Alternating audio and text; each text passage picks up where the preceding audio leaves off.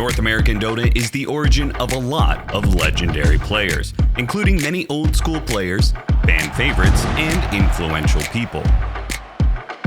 Clearly, there's many big names originating from North America, but one person has had a bigger impact on the world of Dota than people think, both historically and in the present. He hasn't just helped his own teams be successful, he's also helped improve the entire North American scene.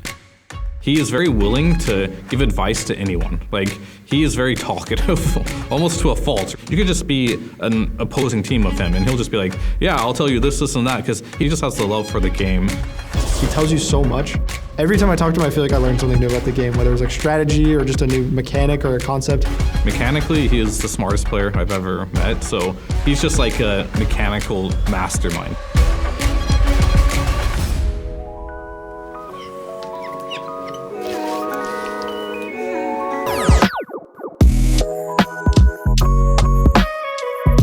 The story of AUI is a long one, beginning all the way back in 2012 at a team called Bottom.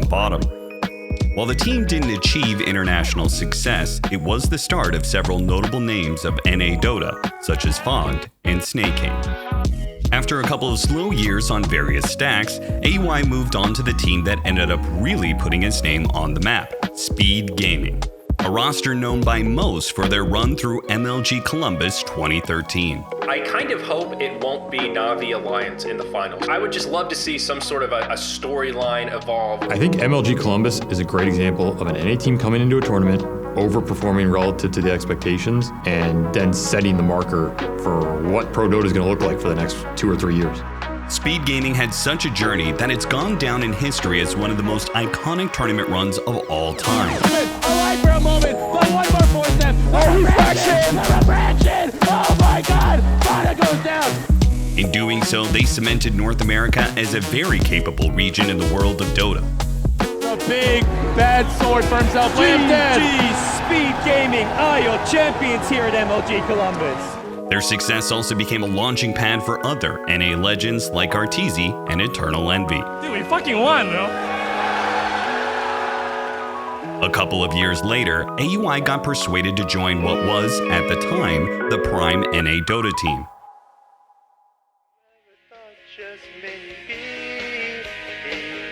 You belong with each, you belong with me.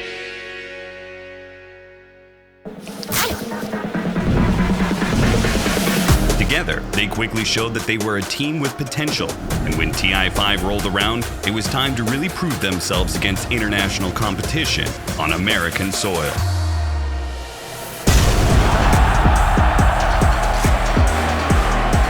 With an incredible run, EG swept through the competition to become the first, and even to this day, the only NA team to win the International.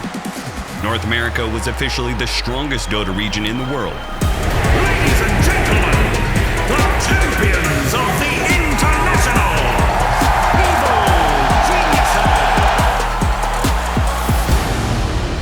Geniuses. Despite their TI win, everything wasn't perfect within the team.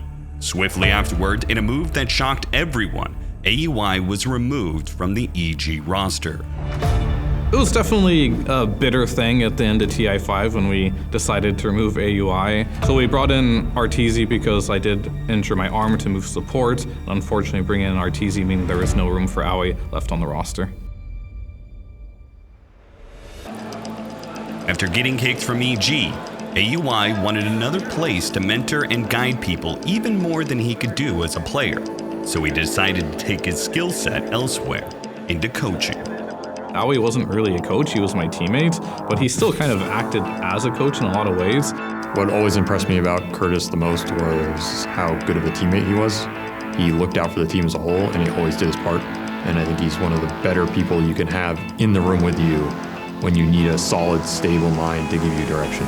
He spent a few years honing his coaching skills, which really paid off when he finally reunited with Snaking as the coach for Team Tundra. The ancient F-bomb!